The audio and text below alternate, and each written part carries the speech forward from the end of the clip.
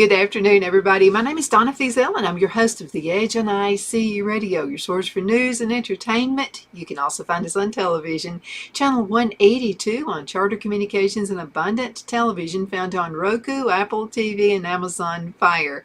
So I'm getting a lot of emails from folks and also text messages, and you're giving me ideas, and you're saying, keep on with the political stuff, keep on with any of your like how to do stuff, your crafts and stuff like this. But I have another lady, she said, why don't you talk, and she sent an article, and it's from hgtv.com, and she said, I need help on cleaning my house. And she said, so I found this article, and she said it really helped her. So Elisa, thank you so much for sending this in. So you can go to hgtv.com and find this article, and this is Secrets of People with Super Clean Houses. How do they do it? This is like my grandmother's. Both, I mean, you could walk into their house. I would not have been afraid to spill biscuit and gravy and eat it off of their floors. I mean, that clean. But now, neither one of my grandmothers worked either, so that kind of brings, it's different when you don't work, when you're not working a job. And I know a lot of us are, and so we have a lot of careers going on right now, and people, you're not putting your family last. It's just that job has to be in there too. So this is what a very successful manager I had told me once. My first management job, and she said, you know what, you're about to burn yourself out. She said, let me tell you what makes your life a success. And I said, what's that? She said, God one, God first, family second, career third.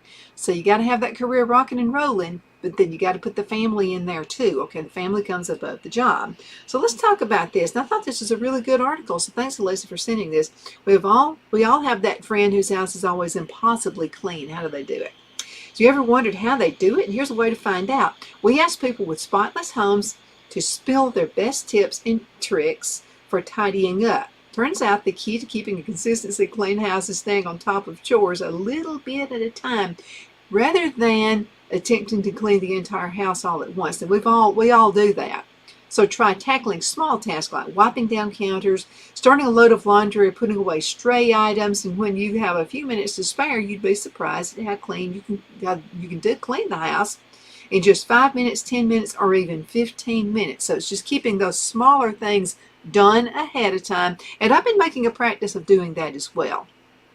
Keep everything rocking and rolling for ahead of time, and then that way it's not going to be such a bad deal. Now I'm going to show this one to you right here, and that's how they keep their high touch surfaces germ clean. There it has to be nothing more filthy than your cell phone and probably the remote control right there. So there's no denying that wet wipes work, and making disinfecting surfaces easy and satisfying. So keep a container handy. Use wet wipes once a week or daily during the flu season. For attacks on light switches, that's a good idea. Light switches, remote controls, drawer pulls, banisters, and doorknobs. I totally agree with that. Let's come up here with number 3. Number 3 is they own a broom they love. So they have their favorite broom that they love. All right, let's talk about that then. A daily sweep of the home collects and keeps dirt at bay. I've noticed that. So if you have furry pets, which we do, we got Greenlee, our cat, or a family who wears shoes outdoors, any efforts to clean the floors can make a huge difference in the cleanliness of your home. So regular brooms may be fine, but buying, and this is what the author says, but buying my 24-inch microfiber dry mop was a life-changing experience. Its width makes it easier to wipe down the floors in our entire hallway in just one swift back and forth, and it articulates easily to reach under beds and around dining room chairs. Yeah, what I've noticed actually in the kitchen, so we actually went for in our kitchen. Let me go ahead and show you that picture. That's the broom they were talking about.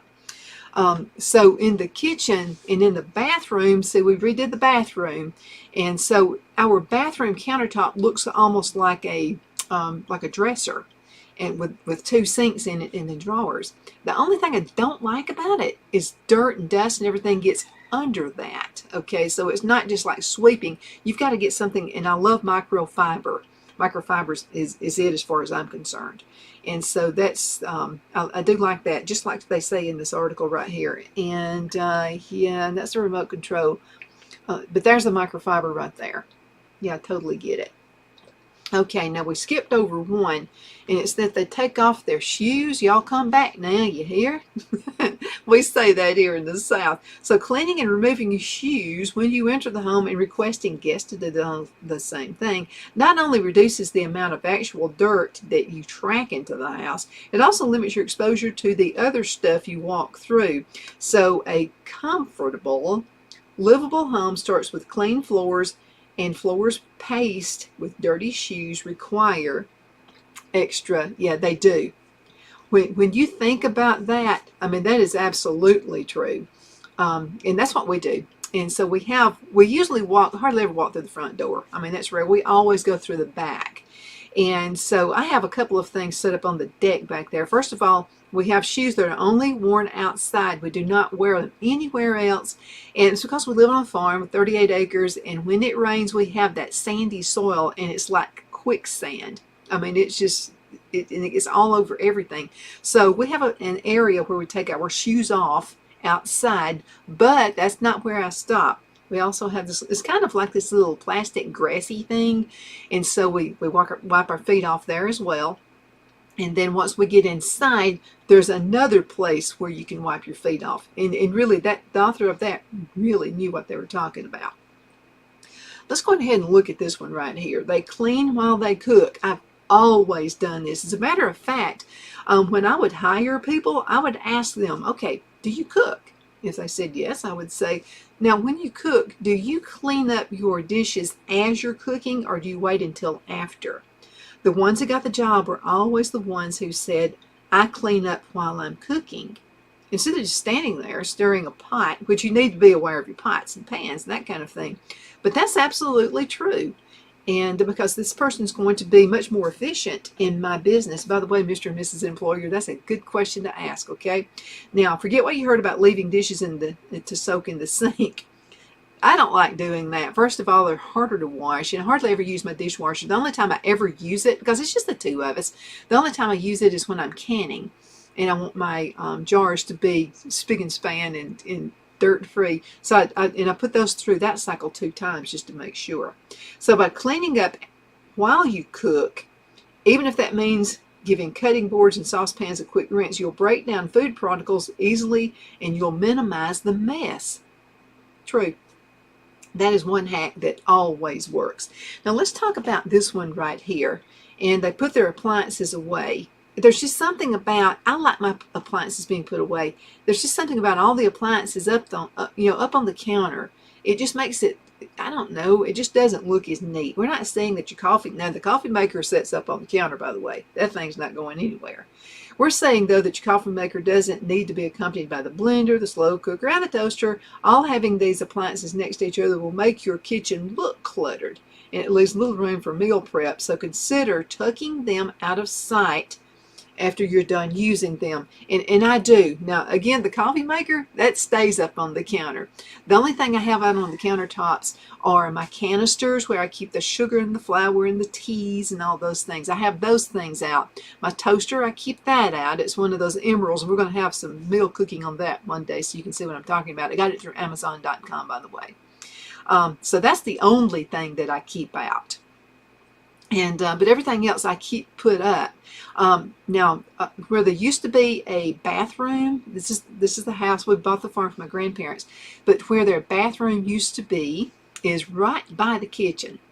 And so I told Phil, I said, I really don't want 2 bathrooms because we've lived in houses where we had 2 and 3. Well, that's just more work for me to have to keep up 3 bathrooms clean. And I want to have my shows and serve you and be with you a lot too. I don't want to spend all my time cleaning. So I told Phil, and I had to talk him into this. I said, can we just have 1 bathroom? Maybe later do a little half bathroom somewhere. But I would rather have the bathroom that's offset of the kitchen as kind of a storage closet. And so that's where I keep my appliances and things. And I keep jars and things there as well, and our canned foods and that kind of thing. So it's this walk-in closet, and the washer and dryer is in there as well. See, we downsized. When we moved from Charlotte, we moved into a house about half the size of what we had there. And so when I did that, I was giving stuff away to Brad and Larissa got a lot of our stuff. And then what I didn't give away to them, what they didn't want, of course, I brought a lot of stuff back, but I gave a lot of my things to Goodwill and had them just come by and pick those things up. But that's correct. If you have a kitchen that has less appliances out there, it just looks cleaner. I mean, it's just gonna. Okay, let's look at this one right here. And I really do like this one. They favor drawers over open shelves. I do. The only thing I don't like about open shelving, and let's see if I can bring that down so you can see it just a little bit more. No, I didn't do that. That's just showing the stove right there. But open shelving and floating shelves, they really do look really good. But the problem is they require more upkeep than closed door cabinets, especially in the kitchen, if they're located near your cooking area. So when you're choosing how to display your belongings, remember to factor in how much time you're willing to invest in cleaning the surface. And then here's a bonus. Drawers and doors also help hide a mess. That is, if you have something to hide. Now, sometimes, like if we know somebody's coming over to the house, I'll get stuff and just start throwing it in closets. And I've always been terrible at doing that. Same in the kitchen. I may have some things out. Maybe somebody says, we're just right down the road and I'm just finishing breakfast. And so what I'll do is I'll go ahead and just throw stuff in the cabinets, and hope nobody opens the door. Stuff falls out on them. Do you do that? But I agree with this author right here. I really do like that idea much, much better. Okay, let's go for this one right here. And this is, they run the dishwasher every single day. And that's a good idea if you want to have a dishwasher and use it every single day, but I don't. I hand wash, but it's just the two of us. I cook a lot of my meals ahead of time, which means I don't have a lot of prep to do. I just take things out of the freezer and then we can soups and stuff like that. So I really don't prep that much. In like fixing Phil's breakfast, I'll go on that in just for a second, but owning a high efficiency appliance makes this routine economical. So make a habit of loading the dishwasher and running it every night after dinner, and unloading it as your coffee brews in the morning. So if you only produce enough to fill the dishwasher, keep in mind that many appliances have a half load setting that targets the top rack, and that way you're using 30% less water. And that works for a family. When Brad was around, before he started going to college, and I did use the dishwasher a lot more often then. But now that it's just the two of us and I do prep our meals, I don't use the dishwasher that much anymore, except for canning season. So this is my little tip. So my husband gets a biscuit every morning, okay? He loves his biscuits, and they're homemade biscuits. So what I do is I prep, and I will make 3 dozen biscuits at one time. Then I'll put them on a cookie sheet, let them sit in the freezer for just about a couple of hours or so. And even if they stay overnight, it's not going to hurt anything. But the reason I do that is so they're good and frozen when I put them in my good freezer bags. Well, guess what? I'm not making biscuits every morning. I'm making 3 dozen biscuits, and that's going to last like about a month or so. So sometimes he wants one for dinner as well. And so then also he alternates his breakfast. Sometimes he wants grits with sausage in it or ham or something like that. So I'll go on ahead and I've made up the biscuits. I'll go on ahead and make the sausage as well. And what I do is I scramble it. And then he likes the scrambled sausage in his grits. And guess what? I've cooked 2 pounds of sausage once every couple of weeks. That's all I do. And it makes life a lot easier. You're messing up less pots and pans. That's why I just wash the dishes by hand. There's no point in putting them in the dishwasher. And I think you could do that with a big family as well. Let's cut into a commercial break. We're going to be right back in just a minute.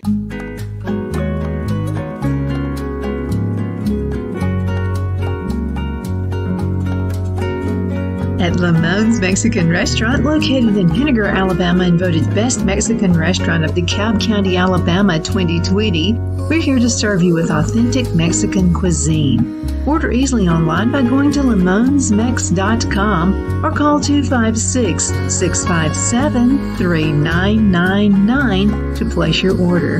We're open Sunday through Thursday 11 a.m. to 9 p.m. and Friday and Saturday 11 a.m. to 10 p.m. Whether you're celebrating a cozy date night for two or a celebration for a crowd, at Lamone's you'll love our atmosphere and friendly servers. Thank you for dining with Lamone's Mexican Restaurant.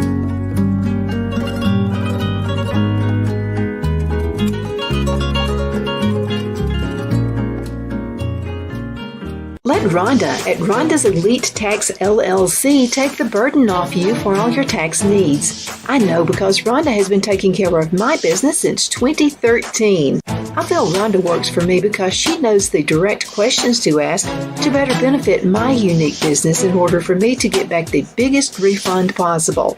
Rhonda is an ongoing student, and she knows tax laws are in a constant change every year. Call 256-281-9903 for an appointment to take the dread out of getting your taxes done. Rhonda is located at 11968 U.S. Highway 431 in Boaz. Again, that number is 256-281-9903. And let Rhonda's Elite Tax LLC champion your personal and business taxes.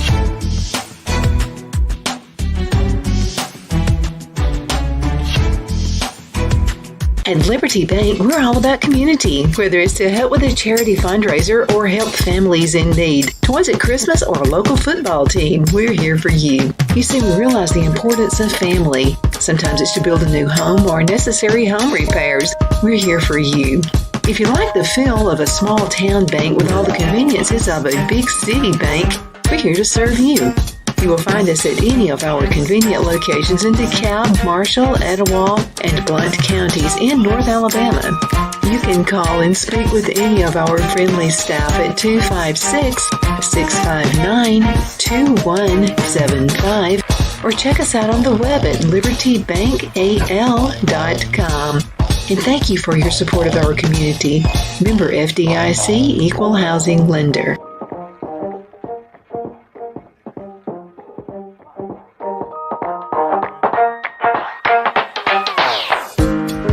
Jeff McCurdy of the McCurdy Law Firm has been a public service of this area for over 10 years. McCurdy, a member of the Henniger City Council, serves as prosecutor for the town of Sylvania and was named public defender for the city of Rainsville. The McCurdy Law Firm is located at 17326 Alabama Highway 75 in Henniger to better represent his Jackson and DeKalb County clients. If you need to be represented by a true public servant with proven success, call Jeff at 256-996-8701 or send a private email to mccurdylawfirm@gmail.com. No representation is made that the legal services performed is greater than the legal services performed by other lawyers.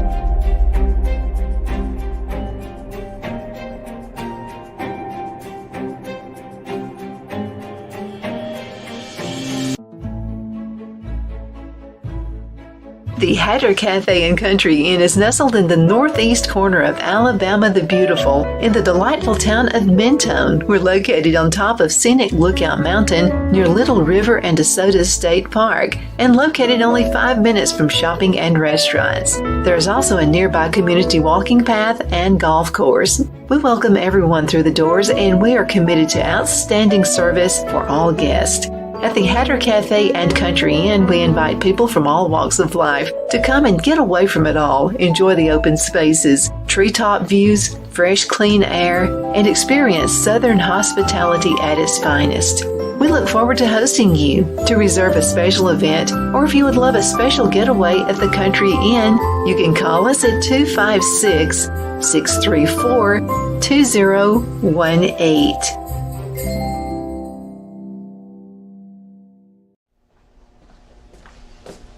Are you ready? We all wonder what tomorrow will bring, but the future lays itself at the feet of the prepared and surrenders to the will of the persistent.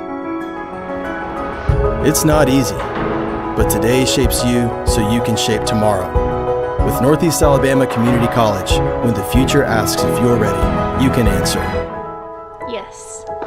Begin your future.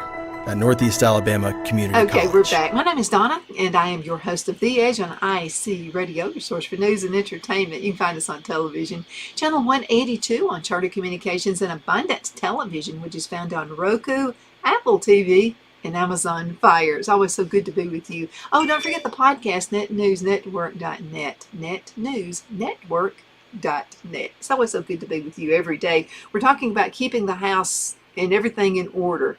And there's so many things you can do. Prep time, it takes a few minutes to bake the biscuits, but guess what? I've got 3 dozen of them in the freezer. All I've got to do is pull one out and put it in the refrigerator, and then Phil has a biscuit every single morning. Yeah, I eat toast. I should be eating the biscuits too. Well, toast is not as much calories, so anyway, that's another reason I do that. And then other things you can do up. I prep meals. I do a lot of canning. And that's a little work up front, but man, it saves a boatload of time a little bit later on. Let's talk about how you can do this on a regular basis, revisit your pantry. So let's look at this one right here. All right, now look at that nice pantry. Doesn't that look nice? They're keeping things organized there as well. So instead of unintentionally saving baking ingredients and canned goods long after they've expired, check their sell-by dates on a regular basis. Now remember, you can go a little bit beyond. I wouldn't go too far, okay? I wouldn't have anything that's been in there like 2 years expiration date. But you need to check it out on a regular basis. Now another thing I do, I treat my pantry just like it's a store. So what I like to do, anything that has the expiration coming up sooner, all of the things that have a longer expiration date go in the back of the pantry. And unless it's things I'm just going to use on a regular basis, then I will put the things that are going to expire sooner out front so I can get right to it. I don't have to shake around, I don't have to look, it's just right there. Now another thing, and a lot of you women probably do this in the pantry, I keep my husband Phil out of the kitchen. He always says, how can I help? Well, see, I've got my own way. Just like I don't go into his tool shed. I don't touch anything in there, because if I touch anything, I'm going to move it out of place. And when you're on a rhythm and you're cooking or you're working at your workshop, you don't have to look for something all the time. So that's what I do. I say, look, the kitchen's mine, the workshop is yours. Now, I've got my own little workshop that he doesn't get into either. But it's my kitchen. And I hardly I let people in there and we sit and we talk and all that kind of stuff, but I hardly let anybody in my kitchen. I don't let anybody put anything up. I'm the one who does it. So let's say somebody's going to come over and I want to cook a cake real quick. I want to bake a cake. I know exactly where those ingredients are so I can get to it. Looking for something is going to take so much more time.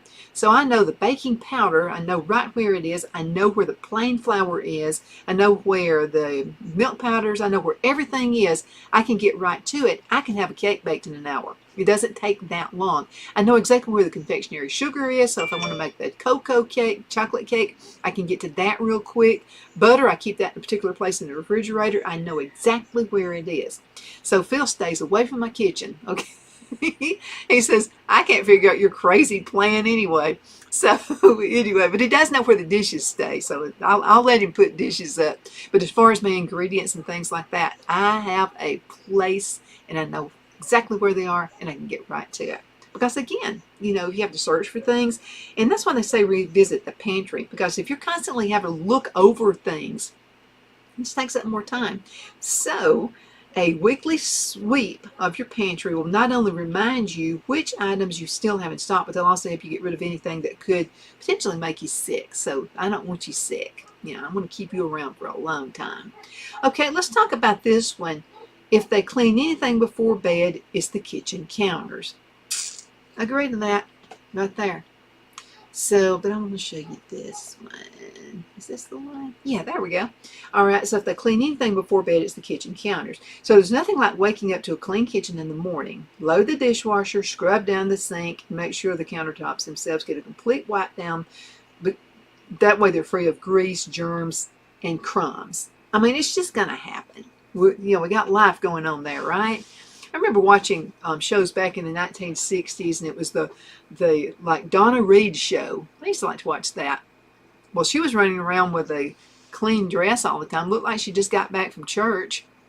or maybe a dinner party or something, walking around in high heels and all that. That's not the real world, okay? So we put on our shorts and a top and barefoot probably in the house, cleaning everything up. I don't vacuum the floor with heels on. That would be insane. First of all, I would probably fall over something and break my ankle, so it's not wise I do that. So barefoot, t-shirt, maybe either blue jeans or shorts. So that's how I clean, okay? Hair done up in a baseball cap. That kind of keeps it out of my way. That way I can get everything done in just a matter of time. Doesn't take that long. But make sure you clean the countertops and everything the night before. That way you're not scrambling around trying to get everything done. I don't care how early you get up in the morning. It's always going to be a race against the clock. Always. So the more you can get done, the more food prep you can do the night before, the better as well. Now, the only thing that I love doing in the morning, I love getting up really early in the morning, and I like to go in the summertime and check out the berries because I want Phil to have fresh berries with his breakfast. It's good for him. So that's like one of the first things I do in the morning. I let Buddy out, let him kind of romp around the backyard a bit. I let the chickens out, and then I have my bowl, and I'm out there, and I'm looking for raspberries, I'm looking for blackberries, blueberries, whatever kind of berry I can find. I'm doing that in the summertime. And also, another little word here too, if you're growing lettuce, the earlier in the morning you gather that, the better, okay? And then you get all these things and you throw them in the refrigerator in the morning, okay? And then your lettuce and everything that you've grown is just going to taste better chilled anyway, instead of being outside. And it gets kind of wilted like anyway. How much time do I have? Ooh, let me hurry. Okay, now here is another one. And this is their dedication to male organization will make you jealous. Yeah, this is what a really, really thrifty person does. So let's talk about that for just a second. Where can I find it? Oh, I didn't put it up there. Okay, did I not put it? I didn't put it out there. Okay, we're going to talk about mail anyway. Okay, so this is the thing that can clutter up our house, okay, because if you go to the post office or, you know, whatever, and your mail is setting out there, and it's all over the counter, and this is what Phil has a habit of. This is me versus Phil, okay, so the way he's organized is a different way than the way I'm organized. So this is what drives me nuts, is when you're looking at the mail, most of it's going to be junk. I don't even open it up. I just throw it in the trash can. But when, like, you open up a bill, let's just say, or maybe in our case a check, you know, when one of our sponsors pays. And so I open it up. I don't keep that envelope. I throw it in the trash. Well, Phil keeps the envelope, the inserts. He keeps everything and puts it in that. But now I don't mess with him, because he's got his way that he does it and it works for him. But his way does not work like my way. I've got to throw away any, if it's junk mail, or maybe somebody sent me a flyer insert of some sort, I throw all that stuff away immediately because I don't need it cluttering up. And again, what he does absolutely works for him. So let's find out what this person does. She says, make it a goal. And by the way, hgtv.com is where I found this. It's some really good stuff. Make it a goal to spend 30 seconds with the stack of mail every day. So immediately recycle or shred anything you don't need. That's my deal. You don't feel bad about getting rid of any non-subscription catalogs that don't warrant your time. If you have extra time, make a call to take your address off their mailing list. You can do that. Get in the habit of using an app on your smartphone to scan and digitally organize important items so you have less of a paper trail. And then shred any of these personal items to minimize the amount of paper you're storing at home. Some envelopes you can save if you want to, and then use those in your mail outs when you're paying your bills. So, you know, think about that. If it doesn't have the company's name on it, or if it does, just put in, you know, like a label on it or something with your things on it. Thank you so much for watching. Man, we don't have enough time. My name is Donna, and I'm your host of The Edge on IC Radio, your source for news and entertainment. You can find us on television, channel 182 on Charter Communications and Abundance Television, which is found on Roku, Apple TV, Amazon Fire, and please don't forget that podcast, NetNewsNetwork.net. Again, it's so good being with you today. You take care.